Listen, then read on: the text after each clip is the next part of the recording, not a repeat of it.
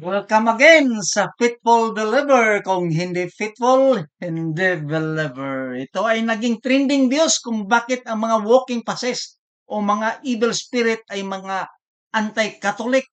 Panoorin muna natin ang sinaniban ng masamang espiritu. Dibdib lang. Saka bumalik agad. Sa puntong yan, yung paa niya nakaangat pa rin kahit hinahawakan. Gusto ko nga sana sabihin na sana binitawan na lang para makita talaga kung lumilipad talaga. Kaya lang hindi pwede. Baka mabagsak yung pasyente. They are trying to pull down kasi umaangat yung apat na limbs. Yung cross na ginagamit yun, exorcism cross. Hawak ko rin kasama sa cross yung scapular na may relic ni San Padre Pio. Exorcise water at exorcise oil ang ipinainom dahil napakainit talaga upang mas mapadali pa ang pagtaboy sa masamang espiritu. Omnis incursio infernalis adversari, omnis legio, omnis convigatio et sicta diabolica. Ma-explain ba ito ng science? Hindi talaga. Kasi that is a physical impossibility. Defying the law of gravity na yun. Pag nag-wild na masyado, marami ng sigaw at saka nagpapakita ng kabangis. Yan ang mga palatandaan na kung saan lalabas na yung espiritu sa pamamagitan ng pagdighay, pag-ubo, at saka pagsusuka. Mali Satana! Ito pinahetbertoti Domini Nos de Jesu Christi. Nung bumalik na siya sa kanyang malay, wala siyang matandaan. Ang sabi niya, natulog lang siya. Very good. Nesbod ito ng Simbahan Katoliko under ng Office of Archbishop ng Osamis. Exorcise bell. Iba talaga ang reaksyon pag makakarinig sila nito. Exorcise oil na blessed by the bishop. Itong Benedictine cross. Ang Christmas powerful and scientific name. I Pumayo! Hanggang ngayon, maraming tao na hindi pa rin naniwala. Merong mga kaso na ang demonyo ay nagtatago sa psychological sickness. Especially yung mga possessed, ayaw nilang magpunta sa akin. Sinasabi nilang they are okay. Pero once the prayer starts, doon na nag-iba yung behavior nila. Church of Itawin, sakit kayo.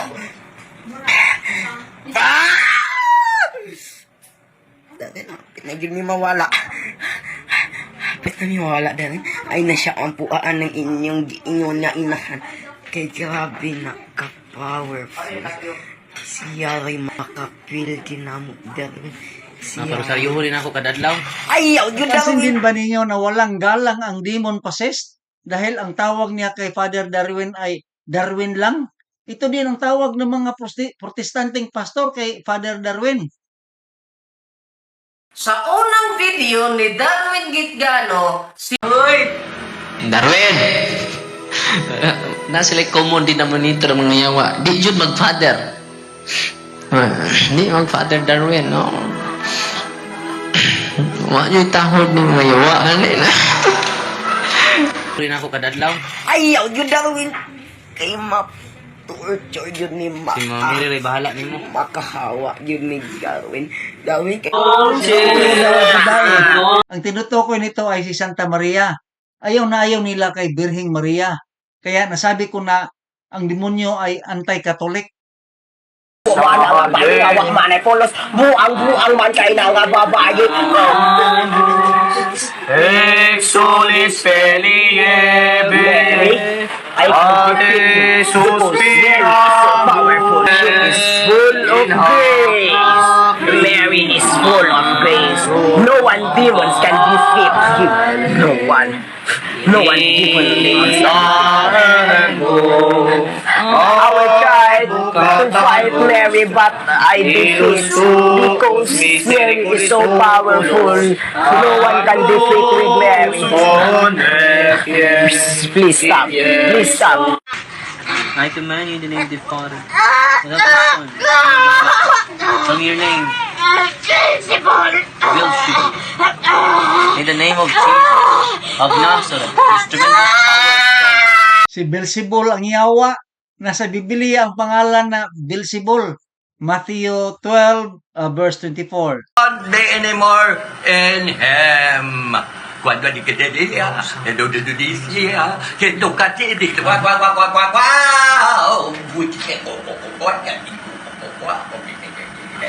Wakwak siguro ang sumanib. You're just ruining the body of my. You are just ruining it if you do not remove that thing in his hands. Remove it, please. Yes, Darwin, are you deaf? Are you deaf, Darwin? Sila yun komportable sa cross kay ipa-remove man. Sa ibang video ni Darwin, ay ni Father Darwin, baka pagkamalan tayong demonyo. May isang binatilyo na nagkaroon ng maraming pira dahil hindi matalo sa sugal. Panoorin natin. Kuya, ha? Magpari ka daw? Oh. Kuyo kay ni gasa. Yan naman, kusog kay ni motong it. Asa to? Dala. Taga-barili siya, kusog kay sa motong it. Nya kanunay siya mudaog. Kay doon na siya abyan nga tulok kay espiritu. Na ila-ila niya dito sa eskwelahan dong, no? Pila edad ni matong? 8 years old siya. Nagpaila-ila og ang ilang mode of communication through the mind. Okay? Unya, kung musod siya sa protestanteng simbahan, malipay sila. Tapad ba ni mo daw? Mutapad, musod? Mutapad og muapil og simba dito. Ano sa? Makaistorya ko nung sila sud dito sa protestanteng simbahan. Unya, kung musod siya sa simbahang katoliko, tuara sila sa gawas. Klaro na kayo, no? Simple. Dito na ang unfair. Alam niyo kung bakit? Ang demonyo makapasok sa protestanteng simbahan. Pero sa katolikong simbahan, ang demonyo doon lang sila sa labas ng simbahan. Ayaw pumasok. Ayaw ko namang sabihin na kasamahan nila. Pero duda lang ako kasi bihira lang ng protestante na masaniban. Ano kayang paliwanag doon? Kailangan nating i-research para may sagot tayo sa ganitong Magsimba na? Ay, nagsimba na ba? Hindi may kasud. Atong pakpakan, ang Ginoo. Diba mo? Taga-Prilim na din, taga-Buhol. Doon na siya unique power. Ang tanang katungits na dong, no?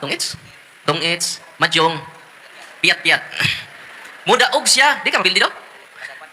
Dili siya mapildi kung ang tanan nga kontra niya, di magrosaryo.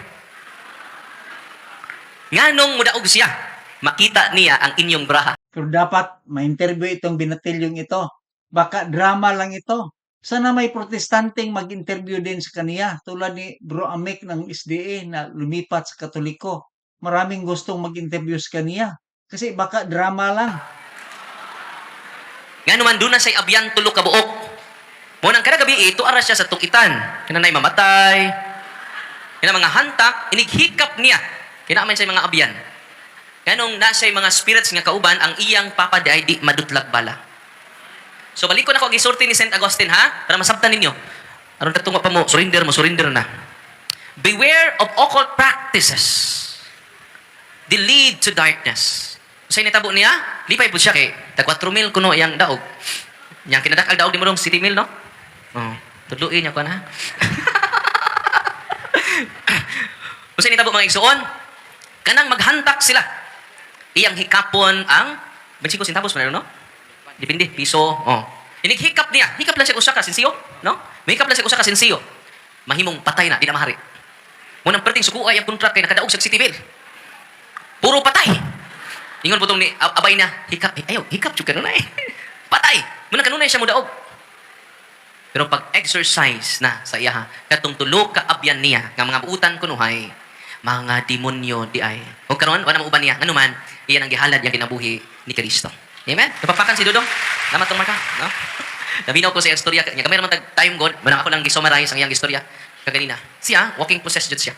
Because of the occult practices of his. Ingat talaga tayo sa occult practices mga bro.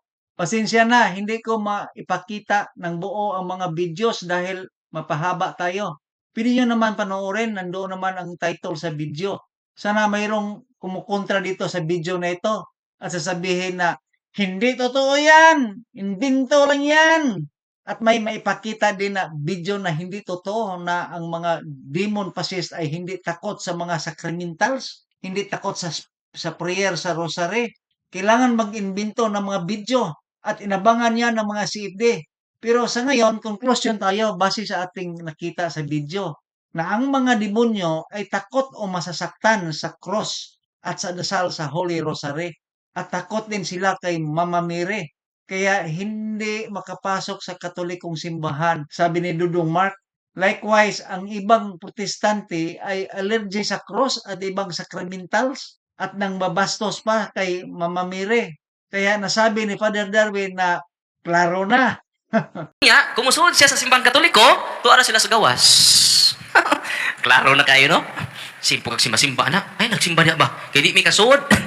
Salamat sa iyong pagtatyagang manood sa Fitful Believer. Ako'y muling mag-iwan ng kasabihan. Kung mayroon man akong mga pagkukulang sa mga bidyong aking pinaghandaan, sana kayo na ang magsipag magsaliksik sa YouTube para inyong malaman ang buod ng katotohanan. Hanggang sa muli! Please subscribe, like, and share!